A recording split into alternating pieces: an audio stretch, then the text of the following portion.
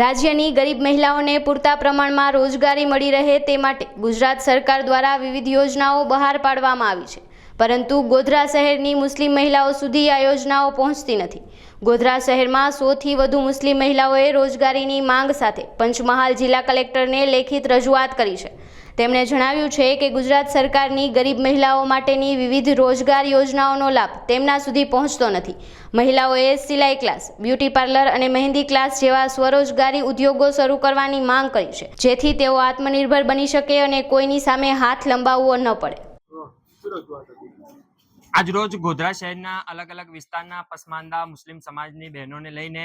ગોધરા પંચમહાલ જિલ્લાના કલેક્ટર સાહેબને અમે રજૂઆત કરવા આવ્યા હતા રોજગારી બાબતે કે આઝાદીના આટલા વર્ષો થયા છતાં પણ ગોધરા શહેરના અમુક પસમાંદા વિસ્તારોમાં રોજગારીની તકો પહોંચતી નથી। એ તકો જેમ કે સીવણ ક્લાસ, બ્યુટી પાર્લર અને એવી અન્ય તકો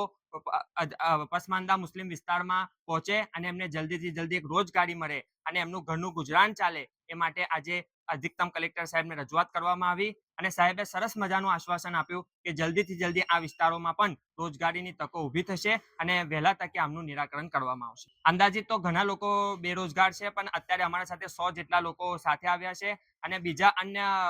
લોકો પણ ટૂંક સમયમાં જોડાશે અને આ લાભ લેવા માટે અનેક લોકો તૈયાર છે અને પસમાંદા મુસ્લિમ સમાજ પણ આના માટે પ્રતિબદ્ધ છે કે આમના માટે કામ કરવામાં આવે। સરકાર તરફથી જે કઈ યોજનાઓ છે જે મળતી છે વધારે પડતે મહિલાઓ માટે અને ગરીબ મહિલાઓ માટે, તો એ સમસ્યા લઈને અમે અહીંયા કલેક્ટર ઓફિસમાં આવ્યા છે અને રજૂઆત કરી છે। જેમ કે મહેંદી ક્લાસ છે, સીવણ ક્લાસ છે, ઘર ઉદ્યોગો છે, એ બધાના માટે જેનાથી ઓરતોને, લેડીઝને ઘરે બેઠા પૈસા મળી શકે, જેના માટે એમને કોઈ સામે હાથ ફેલાવવો ના પડે। તો એ મામલો લઈને અમે અહીંયા કલેક્ટર ઓફિસમાં આવ્યા છે અને એ અમારી રજૂઆત છે અને કલેક્ટર સાહેબે અમને આશ્વાસન આપ્યું છે કે જલ્દથી જલ્દ અમને પ્રોત્સાહન મળી જશે, જે કઈ સુવિધાઓ છે અમને મળી જશે।